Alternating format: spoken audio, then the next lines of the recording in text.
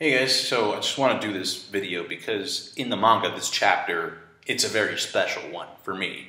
And I can honestly say, after having seen the anime episode, that the first half of this episode is god-awful. And it had everything to do with the pacing that the anime sets for the run of the episode. It's like, first of all, I think Usopp setting up the ammo in a previous episode, when in fact, the setup and everything you see in this episode should just be quick. It's a quick, that's part of what gets you in the moment when you read the manga chapter. In the manga, the sense that I got was that Usopp's time was limited. You know, it was a quick shot. He knew he needed to make that shot as soon as possible, and Viola was helping him, and it just flows so well. The commands were quick. Tell me where sugar is. Where are the windows? How far apart are the bars? You know, how big are the windows? Quick, quick, quick. Make the shot for Luffy. You know, because you have this notion of pressure because this mob is coming up to get them,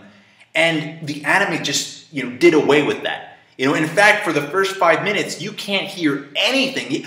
You would think they're up there having a vacation. Like, I was expecting Hack to come up with like some fucking lemonade and shit. You have these horrible stills of the people climbing up, you know, and you can't even hear them shout like, oh yeah, we gotta get God Usopp, he's up there, blah, blah, nothing. And then you have Sugar, who's literally walking up to Law and Luffy like a snail. Like, just, why isn't she hurrying it up? And then they had to make up like some bullshit argument between Luffy and Law. All you care about is kicking people's asses. I'm like, it was really forced. And yeah, so fuck that. And then I was so mad. It took Usopp forever to make that shot. He's like, oh, I can't stop sweating.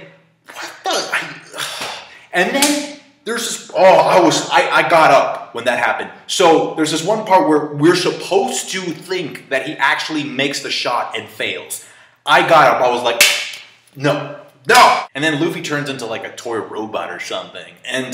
But it's like, you can tell they're only doing this to make up time. And again, like, this should be quick. That's part of the epicness that is Usopp as a sniper. He doesn't have to hesitate. Like, that's the one thing that's where he shines. I felt like for the first half, they were handed a masterpiece of a chapter and they just didn't know what to do with it. And I understand they have to stretch stuff out, but listen, never stretch something out that makes an epic moment in the manga look less epic. If they want to stretch out fights and they look epic, by all means, but this is not really a fight. It actually, this moment benefits from it being fast and quick. Now, despite those criticisms, when he awakens Haki, that was pretty badass. The way that they showed it, they even like put on like a very, very sinister type of music, and we get to see what he sees.